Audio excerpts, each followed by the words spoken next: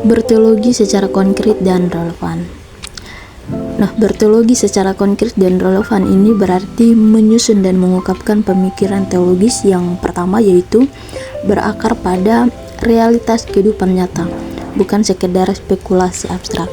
Yang kedua yaitu menjawab situasi dan persoalan aktual, misalnya sosial, politik, budaya, ekologis, dan lain-lain.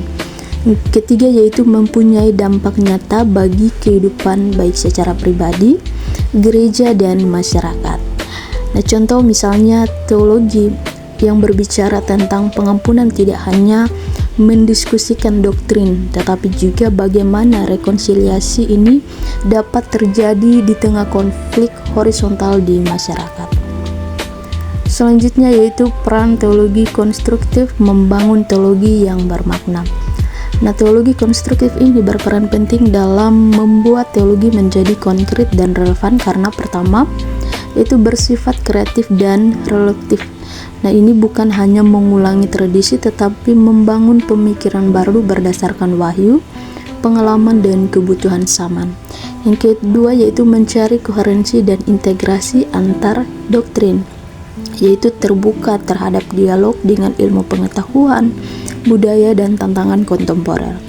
Ketiga yaitu bertujuan memperbarui penghayatan iman. Nah, ini bukan sekedar mempertahankan ortodoksi. Nah, contoh konkretnya misalnya teologi konstruktif bisa membahas bagaimana doktrin penciptaan berbicara dalam konteks krisis ekologi global. Selanjutnya yaitu peran teologi kontekstual, yaitu menjawab situasi khusus.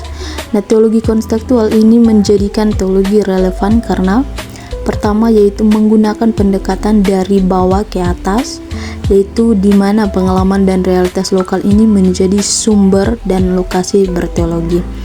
Kedua yaitu menolak universalitas yang abstrak dan mendekati Allah dalam bahasa dan simbol lokal. Nah, contoh konkretnya misalnya dalam konteks Indonesia, teologi kontekstual bisa berbicara tentang kerukunan antar agama, bukan sekedar sebagai ideal tetapi sebagai cara hidup bersama dalam negara plural. Nah, berteologi secara konkret dan relevan adalah ciri khas dari teologi konstruktif dan teologi kontekstual. Yaitu teologi konstruktif ini menyusun ulang doktrin agar bermakna bagi masa kini. Sedangkan teologi kontekstual ini membumikan teologi agar sesuai dengan pengalaman dan realitas lokal.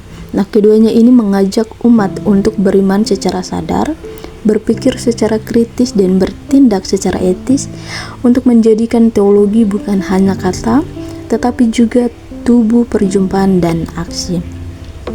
Nah, banyak orang Kristen hanya memahami teologi sebagai kumpulan doktrin atau ajaran kaku yang tidak menyentuh realitas. Padahal teologi seharusnya membantu orang percaya memahami dan menjalani hidup mereka di dunia nyata, yaitu di tengah kemiskinan, ketidakadilan, konflik, perubahan iklim, serta pluralisme agama.